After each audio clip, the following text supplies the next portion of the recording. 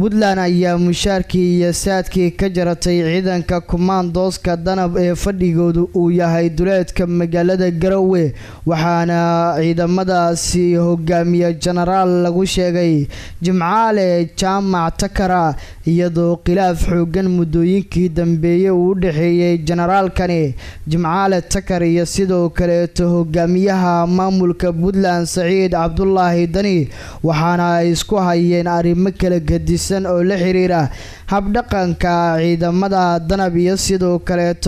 in aysan ka amar qaadan hogaanka sare ee maamulka Puntland iyadoo dagaalo kala duwan oo u dhaxeeya labada dhinac ay sanadihii la soo dhaafay ka dhaceen gudaha deegaanada dowlad goboleedka Puntland faahfaahin iyo sharaxaad dheeri ah lagama hayo sababaha ka dambeeya go'aankani mushaarka looga jaray ciidamada Commandos-ka Danab ee dowlad goboleedka Puntland isla markaana ka howlgala duleedka magaalada Garowe ee maamulkaasi ciidanka ayaana bil kasta mushaar ahaan u qaadanayay lacago kor u dhaafaya ilaa iyo 200,000 oo dollarka Mareykanka waana ciidan ku hubeysan baabuurta gaashaaman hubka culus kuwaasi oo ay u fududahay in ay la wareegaan saacado gudahooda goobaha dagaalka sida ay tilmaameen saraakiisha ciidamada dowlad goboleedka Puntland horay waxa u jiray khilaaf kala duwan oo u dhaxeeyay madaxweynaha maamulka Puntland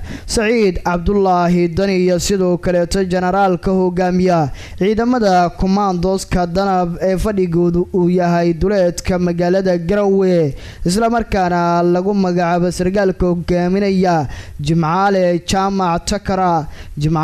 Jaamac Takara ayaana maamulka Saciid Cabdullaahi Dani khilaafaadka kala dhaxeeya waxa uu ku sifeeyay in uu yahay mid aanan jiri doonin iyadoo xogaha qaarkood ay sheegayaan in sababaha mushaaraadka looga jaray ciidanka uu hogaamiye generaalkani ay tahay kadib markii sargaalkan uu sheegay in uu tagi doono magaalada Cerigabo isla markaana halkaasi uu ka xureyn doono ciidamada maamulka Somaliland iyadoo dhawaan uu halkaasi heshiis lagu gaaray waxa uu sheegay in maamulka waqooyi bari Soomaaliya ay garab taagan yihiin ciidamada Commandos-ka Danab ee fadhigoodu yahay duleedka magaalada Garowe isla markaana hiil iyo hooba ay la galab taagan yihiin maamulkaas sida hadalka uu dhigay sargaalkani oo dhawaan hadlay waxaana xogaha qaar ay sheegayaan in ay dabada ka riixaysa kadib markii hadalkaasi uu ka soo yeeray sargaalkani in cunaqabateen dhanka iyo dhaqaalaha